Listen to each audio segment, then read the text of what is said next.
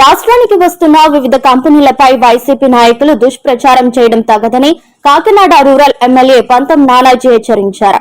గంగరాజు నగర్ లో శనివారం సాయంత్రం ఏర్పడిన పాత్రికేయుల సమావేశంలో ఎమ్మెల్యే నానాజీ మాట్లాడుతూ వస్తున్న కంపెనీలను అడ్డుకుంటే వైసీపీ నాయకులు ఎగరేసి కొడతామని ఆగ్రహం వ్యక్తం చేశారు.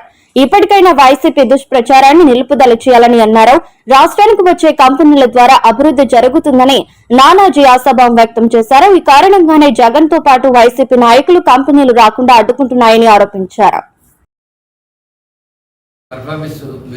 మీరే చూడబోతుంటారు. ఫస్ట్ యానివర్సరీ అయ్యేటప్పుడు వాళ్ళు ఎంత పర్ఫార్మెన్స్ చేస్తారు, గతంలో ఇక్కడ ఎంత గొప్పగా కంపెనీ పెట్టి రన్ చేశారు. ఏం అవసరం ఈ మారుమూలకు తీసుకొచ్చి పెట్టవలసిన అవసరం ఉంది. ఏ హైదరాబాద్లోనూ ఎక్కడో విజయవాడలో ఎక్కడో పెట్టుకోవచ్చు. సాఫ్ట్వేరే కదా కంపెనీ ఇక్కడ ఎందుకు పెట్టాలా?